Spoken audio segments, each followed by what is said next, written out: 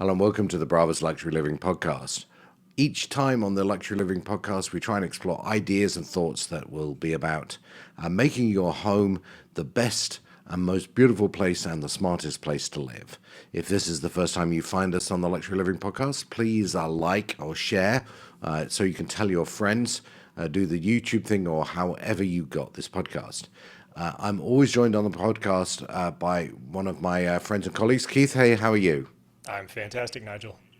So, Keith, we normally focus on purely residential stuff, but there's an interesting breakover, isn't there, between residential and commercial? It has a strange name, but it does approach this with a different angle, doesn't it? Yeah, we found that there are these projects we would call resi-mercial projects, and we kind of just stumble into them because, based on what we do, a lot of our clients are business owners, CEOs, and they liked working with us in their homes, and would like the idea of working with us in their offices too. So we kind of have spilled over into it in some ways. And although we're not going to talk entirely about residential stuff, we don't want people who are just residential to switch off and say, this is commercial, this is no interest to me. There's a lot of lessons either side, I think, that people will find interesting. Yeah, especially as we're all working from home more. A lot of the same things you would do in an office that kind of fall into that residential category, those same ideas can be applied to the home. Great. Well, that's terrific. So we have with us one of our colleagues who is the leader of our commercial work in our Denver office, Adam Weisgerber. Adam, welcome. Hey, Nigel. Keith, Great. thanks, guys. Appreciate it. That's right. And Adam is the specialist sales. We actually discussed your title, Adam, so I'm just going to make you Chief Head Honcho Commercial Stuff, Bravas Colorado, if that's good for you. Hey, that sounds pretty good. I might adopt that Probably myself. wordy on a business card. Yeah, big word, and you'll have to ask your boss for a pay rise. But I wonder whether, Adam, we start off a little bit with how did you get to Bravas? Yeah, so I've been in this industry for a number of years. Back in 1996, I was kind of a nerdy middle school kid that had a home network installed by a company that was very similar to Bravas. And I kind of hawked over the installer the whole time with a lot of interest in the internet at the time. That kind of got me into home technology as a whole, and that's what I've made my career. I've really enjoyed kind of getting into commercial because of, again, that internet backbone. I went to a trade show not too long ago and saw a lot of the technology was so, IP and IT based that I was intrigued and just jumped into it. So, for our listeners or viewers, how would we describe the difference typically between work that a company like Bravas does in a residential space and work that a company like Bravas does in a commercial space? What's sort of the difference here? So, Nigel, either, outside of just obviously being a totally different environment in an office building, a lot of our technology translates really well into the office space. A lot of the things that we're starting to do are really make the office much more like a home. We have to compete now with the home for workers, and a lot of it changes with a little bit more professional level of hardware that's made to be on and used at a much higher interval than maybe your home theater or your residential TV that's in your living room. But a lot of that parallel is there. Yeah, it seems like with commercial technologies, or purely commercial technologies, there's kind of always needed to be someone in the office that knew that technology really well and was the specialist in that. Do you find that as you start to bring the residential technologies in, people can kind of manage it themselves a little bit better? Not necessarily that it's because it's residential technology, more because of the proliferance of, or the IT is in everything. All of our devices now inside the home and the office are based on the network. And as our devices and professional technology in the AV space has gotten onto the network, it's made it much easier for more people to understand and be able to use the hardware. And information specialists and technology specialists that may already be on staff, this is really easy for them to kind of be a triage person, where you don't need somebody that's specifically understanding of AV. That technology in that world has really expanded a lot and even gotten down to some things that clients and end users can even manage on their own. that does kind of make sense why the residential technologies now can spill over into commercial because of that IP backbone. Speaking of just spilling over into that side of the technology from residential to commercial, what are the things that a company like Bravas, like what makes us uniquely good at working in the types of environments where we've found ourselves? Like we've talked about personally, like we're probably not going to be wiring an entire baseball stadium, but when you get into this kind of residential atmosphere, I think we do pretty well. Why is that? You know, a lot of people think about commercial as maybe being bars and restaurants, and well, that's a great opportunity for a lot of integrators. Where we fit in really well is more on the corporate side or the enterprise side of business. We fit in really great into small to medium-sized offices and even some larger enterprises. We fit in really good where clients are looking for a little bit different type of interaction with their technology providers than what they may experience with others. One of the things that we're really used to working in the luxury residential space is providing a little bit softer touch, talking to people in a little bit different way than your general contractor may in a commercial building. So we kind of know how to work with people in a way that's really refreshing to a lot of people in the enterprise space.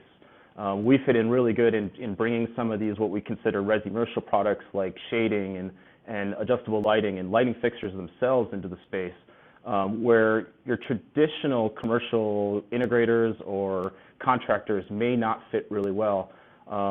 And it's a different type of approach that we take to things, and a lot of people find that just really refreshing, that we think about things in a little bit different way because of all of our experience in the luxury residential space. You know, I think about our sort of motto as a company, it's beautiful places, smart spaces. And it was really defined out of this idea that our customers live in beautiful places. We want to make them smart spaces. And I think, you know, the difference between wiring, you know, to use Keith's example, the whole baseball stadium and the luxury suite at the baseball stadium might be the difference between just a smart space and a beautiful space as well. So I'm guessing that means this makes sense in places like that, in restaurants and boardrooms. What are sort of some of the jobs you've worked on? So, you know, what we think a lot about in the corporate space is obviously video conferencing and enabling people to embrace this, what excuse me, a lot of people are calling the hybrid workspace. I don't really believe it's a hybrid workspace. I think we're finally entering the digital transition in the workspace. So a lot of the things that we do are, you know, bringing high quality video conferencing and teleconferencing into spaces that may not be or have been used for that type of thing in the past, all the way up to integrating technology, hidden technology like we've done on the luxury home side in projection lifts and motorized screens. A lot of spaces are starting to realize the value of doing daylight harvesting and automating their shading and their lighting. In the commercial space, it's really common to do occupancy sensors, but those are just on and off. And one of the things that we're finding is that people are starting to think about that and want something a little bit different. Lighting fixtures that can change color temperatures. So there's a really big, you know, wide breadth of different types of technology in spaces we do. But a lot of it is focusing on how to make what is generally a smart space a more beautiful space. Yeah, I guess we kind of made a mistake, and this was my fault. I brought up resi-commercial, and we never really defined it. I guess I would define it as somebody not in the commercial side of the space as essentially making an office more like a home, bringing some of that comfort in, kind of getting rid of the banks of fluorescent lighting and the hard furniture, and just kind of making a space more comfortable and more livable and, I guess, a better place to spend time. Would you say that's pretty accurate? Yeah, I think as a whole, our industry, the technology guys, we took the resi-commercial and spun it in a kind of a weird way. It actually started in the architectural field, and it truly is figuring out how to create spaces that can compete with the home and be more comfortable for users, give people more choice on where they want to work and how they want to work.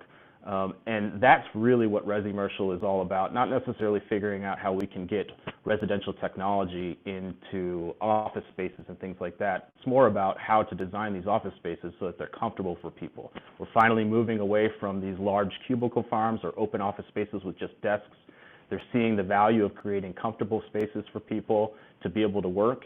And now we're seeing the value ourselves of creating video conferencing and teleconferencing and mobile work options for people inside of these very comfortable spaces. And that's where we fit in really well. Sometimes integrating technology into these beautiful spaces that the architects are creating can be kind of difficult. It's amazing how well that does align with what we do in residential, because when we talk to architects and interior designers and builders and homeowners, like, we don't want the technology to be what they see. We don't want it to be about the technology. It's just a part of making the house an easier place to live or a better place to spend time. And it sounds like we're doing the same thing in the commercial side, which is just give them technology that matches that feel, that matches that kind of use case, without really being something they know they're interacting with. It's just kind of a part of their work day. And I'm assuming all of that together kind of does make it a place they would rather spend time. And that's another way that Bravas fits in really well.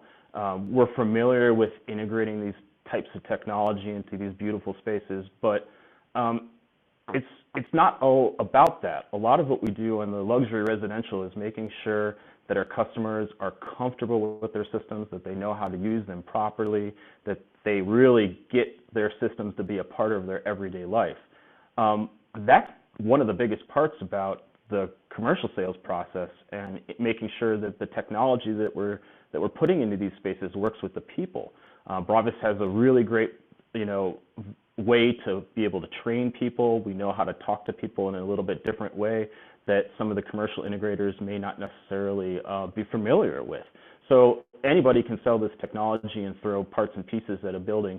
Bravas really excels in integrating them into the space, but making sure that they don't go into a state of disuse. That's one of the worst things, that you invest in some sort of technology and the rooms or the systems just don't get used.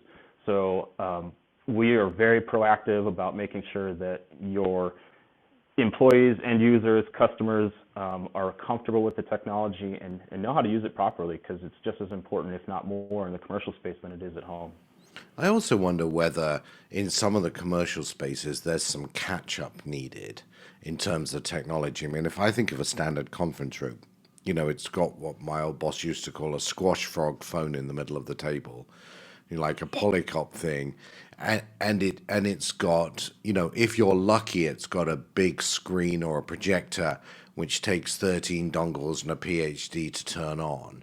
And technology's, moved a long way, and some of it is actually what you think is cheaper actually might be more expensive than just buying an Apple TV and connecting it to a large 4K monitor. I mean, the world's moved on in that commercial space as well, hasn't it? I think we're all pretty burnt out about talking about COVID, but it really did some amazing things in this world. I've read some articles that say that the digital progression, because of COVID, has expanded and accelerated, 6, 7, 8 years further than it's finally been. And a lot of the rooms that we're seeing aren't matching what this really has done for all of us in this digital transition. So it's pretty common, like you said, to come in and see a large screen display on the wall with maybe a HDMI connection. But to be competitive and to provide good experience for people using video conferencing technology, which is expected now, there are some things that need to get changed. I mean, for example, one of the things I hate about my room here is that we have really poor lighting, and it's just overhead lighting only, and it doesn't translate the best in video conferencing. And sound quality, lighting, the environment are really, really important. And a lot of rooms are out there in the workplace that just don't take into account a way of working that's more digital. It's much more local and analog, and I think some changes need to happen there. And actually, you just touched one of the things that is a nerve for me. So, and I don't mean to pick on you because you look terrific, Adam, but you're right. Your lighting is from above, which means you have big black circles around your eyes, whereas Keith and I, who maybe do this more than anyone, has light coming at us, and a background design to focus on our face, not. And I think people don't understand. I always tell people that 70% of the effectiveness is what you look like, 23% is what you sound like, and 7% is what you say. And that's roughly the analysis. And yet when they build conference room, when they build video conferencing capabilities, they start the other way around. They go, well, if I think I've got something smart to say, that's all that matters. Actually, what you look like and what you sound like is really important if you want to have any chance of getting what you say across. So, Oh, no, I'm go sorry. ahead. I stepped on you. That was my exact experience when I went into the office for the first time after COVID was I couldn't find a place to have a conference call or to have a video call where I felt like I didn't look terrible. We were in the middle of redesigning our conference room, and one of the things we're going to be doing is hopefully getting a light colored table and just spilling light onto it so we have light from above, below, and just when people are in there doing this, because this is now a very normal, expected way to communicate, they should look like professionals. And it's amazing because y'all have a fantastic conference room there in Colorado, but it wasn't designed with video conference in mind, I'm assuming. Yeah, it was designed for, local interaction, where I'm sitting in front of somebody that's right here in the room. But that's not the way that we're doing business. We know so many executives that we've talked to are saying, yeah, I'm making my way back into my regular workspace. And it's not so much anymore that we can just keep our video muted. So a lot of people are starting to realize that that makes a really big difference in this type of new communication that we're getting so used to. All right, so now I've got my hobby horse about light. Let's get our hobby horse on sound. We're all using in-ear monitors, headphones to listen to this, which means we can actually all hear really clearly what we're saying to each other. I don't know whether you've done a Zoom call with your family recently or whether that's since COVID is down. I can't. My poor parents can't follow a word of it. And I think the other thing that's going to happen in offices that are learning from us being at home is they're going to have to fix the sound as well, aren't they? The tinny microphones and bad speakers are probably not acceptable going forward if you want people to be in the room. Yeah, and you need to think about everybody. It's not just the young that are going for this type of technology. Everybody is integrating it into their workplace and into their day to day. So you really got to make sure that you're thinking about everybody. And one of the things that you need to do is provide good, high quality microphone and speakers, because there is different levels and TV too, and camera. All these different things that really can make a big difference in video conferencing. Yeah, I think one thing you mentioned to me was that a lot of the spaces you're working in, you kind of look at the ceiling finish, and if you see a sheetrock ceiling as opposed to a tile ceiling, you kind of know this is a place where they're probably going to spend a little more money and try and create that better experience. But that also means from a sound perspective, you have to deal with just more noise. I mean, those acoustic ceilings are unattractive, but they are good at kind of helping with sound. So that's another just really easy area of opportunity for us, I assume, to kind of again make that better experience, make it a place people want to spend time, almost make it more analogous to their home office where they can shut the doors and kind of have a quiet space. Is that another thing you're getting to do in offices now? Yeah, acoustics are always something that everybody thinks about last. They get into the space and then realize, oh, this doesn't perform or work, sound like I kind of expected it to. So that is something that we're starting to look more at. It's a little bit difficult in the commercial space to get good acoustics, and that's why it's really important to engage with somebody, even if it's a new construction, as you're getting going with thinking about the design. A lot of architects are really savvy in this space too, but we can also provide a level of different types of ideas for acoustics. I want to dig back into the light idea because it strikes me that in home technology, we talk a lot about using human-centric lighting and, color shifts of the sunrise and sunset. I go into a lot of office blocks that still use rather annoying flickering large glass tubes to light the stuff. Are you finding people starting, I think you mentioned this a bit earlier, but dig a little bit down into whether people are rethinking about the lighting models here as well? So generally, a lot of the commercial world drives the residential world, and what happens with technology in the residential space, we'll see, 2 to 3 years prior in the commercial space. One of the ways that this is kind of backwards is in human-centric lighting or color-changing lighting. I think this is where it's got a lot of use in and really great options and ideas for the commercial space, and the residential is driving it to make people realize that that's something that can be added into the office. So one of the things that we can do a lot of is changing the color temperature of lights. So think about I had an end user talking to me about that 2 o'clock crash that everybody kind of starts to get, and they start to lose a little bit of their focus. Well, what if around 2 or 2:30 in the afternoon, all the lights change their color temperature in the office to be a little bit more energetic light or an energizing light, a little bit higher vibrancy? It may be very beneficial to the workers in the space, and they may not even realize it. So there's ways that human-centric lighting is starting to move into the office space.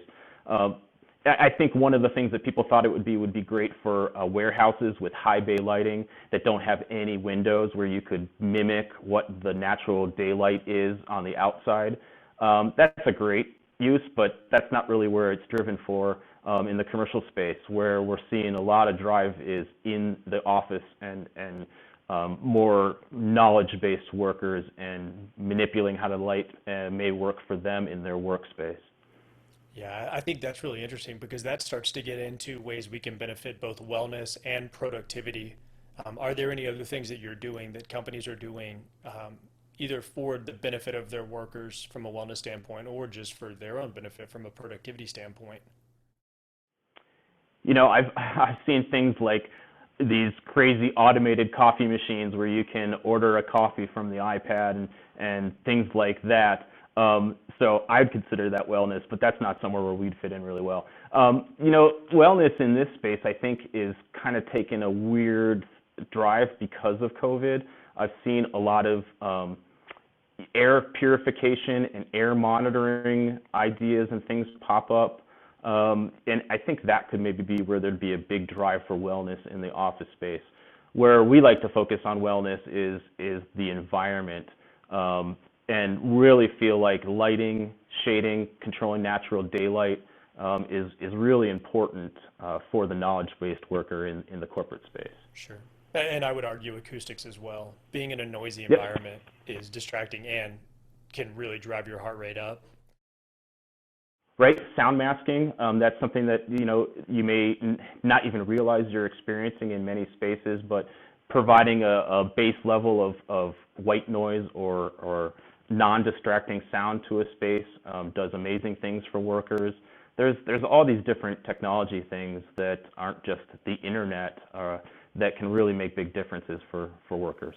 So in the same way we talk about control systems in the home, I'm guessing this is even more important in a commercial space. And are they completely different systems, the control systems? Are there some similar ones? How does that work? So there's a lot of similarities. A lot of the control systems in the residential space have kind of derived from the commercial ideas and things that are happening. I think a control system in the commercial space is considered a little bit different than it is for the residential, where we want to make sure that we get everything under a single app and have a unified user experience. We find that on the commercial side, there's disparate technologies that can work in tandem very well, and you may not necessarily need to have an overall control system for the entire space, but you need to have concise and easy control in the individual rooms. Control of lighting, again, lots of times with green building codes, you don't really need to do anything more than just occupancy sensors, and that's where control can provide a big difference in giving you more than just lights on and off with people in the room.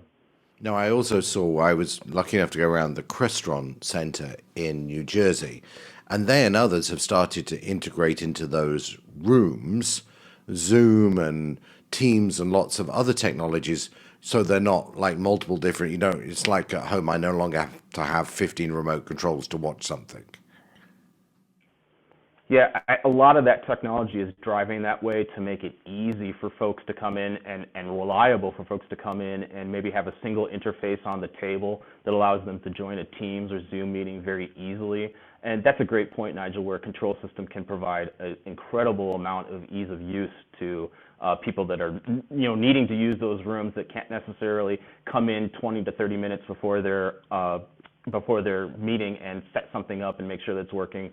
The control system enables you to come in and work and do very efficient things from a single user interface. Crestron's a great example of where they've really created purpose-built hardware for these conferencing applications that we're using that work really great.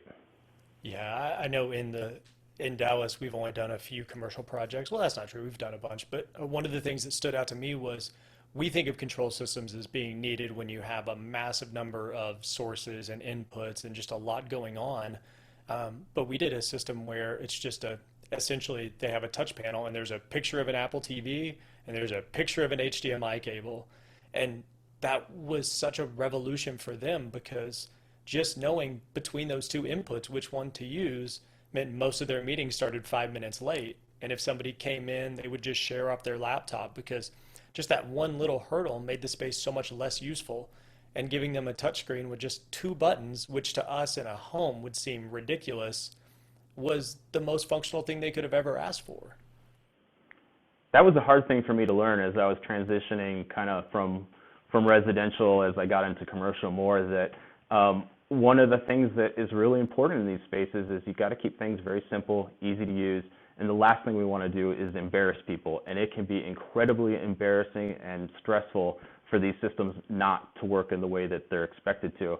And one or two times where you've kind of botched it can be a major problem. So it's really important to use specific purpose-built hardware that's of a professional level, that's made for the space, and for us AV guys to kind of get out of our own way sometimes, that it's not going to be maybe like a home. It needs to be more basic, and that's okay. Yeah, I think it's okay and it's fantastic. And honestly, the things that we see in a home every day that aren't special to us, when you put them into a conference room in the right way, they can be really impressive to a client. Like we had an interior designer who we did their office, and they just had a simple button that when they started a presentation, which they always used the same device, they would start that presentation and the shades that are opposite the TV would lower and one lamp would dim. And they said their clients were just blown away every time by the fact that they just had to push one button and they could start that presentation. But for them, it just made them look like an expert right away. And it was something that in the home we would consider almost trivial. Right. I That's a great wonder, story. I don't want to be, the sales prevention officer here, but are there some situations where a company in the commercial space where a company like Bravas really isn't the right person to contact? Well, going back to what Keith said earlier, we're not the right fit for your stadiums and large events and conference centers or things like that. We're not going to be really a good fit for the federal government or large enterprises that are going to be 500, 600 rooms or that size. Where we fit really well is small to medium-sized business, but also in bars and restaurants to a certain degree. Let's not forget about those. Those are still very viable solutions or places that need technology. Particularly when they want good sound. Exactly. All right. Well, so listen, it's interesting the crossover and how, this is another area where COVID is going to have echoes, I think, for a long time. And we've really yet to see where that goes. It's been a great conversation. But before we let you go, we're going to do our 3-question game, which gives everyone a bit more insight into Adam and how you think and what matters to you. So here are the 3 questions. First of all, what piece of home technology, this isn't commercial, what piece of home technology could you not live without? So for me, that's lighting control. I have not overly extravagant home by any means, but I do have some lights that are automated in a way that I just absolutely love. I like having the ability to put lighting on a clock or a time clock, and I also love the ability to control lighting from my phone anywhere in the world. So lighting control is pretty cool for me. It's not surprising to those of us that own lighting control, but I think for those that don't, they would be surprised that almost everyone that we We ask all that question say, to says lighting control.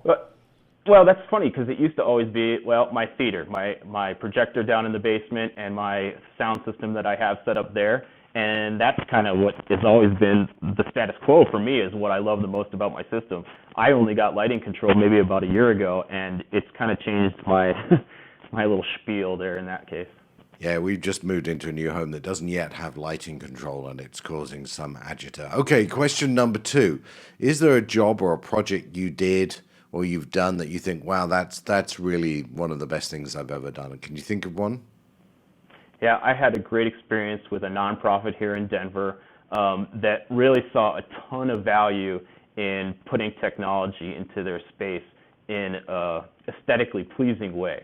So we got to do some really cool things in their boardroom and some of their large conference rooms that allowed us to hide technology, projector lift up into a really cool drop architectural ceiling, just things like that. We got to hide technology in a really cool way.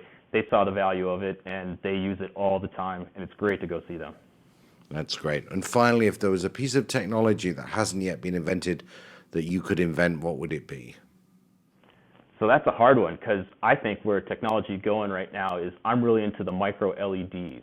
So I think pretty soon we're starting to see more and more of these large format LED TVs. I think pretty soon on the residential side, that's where we're going to be starting to look at how we'll buy televisions in the future. They'll be in little 8x8 micro LED cubes. And that's where I think a lot of it's going to go. New technology, I don't have anything new in my brain. I wish I did. Well, we'd be happy to replace your wall with a Samsung wall television, which would start to get you there, I think. Well, listen, Adam, thank you very much for joining us. I think it was a great insight into the sort of the crossover between residential and commercial. Thanks very much for being on the show. Appreciate you guys. Thanks. Yeah, we appreciate your time and expertise.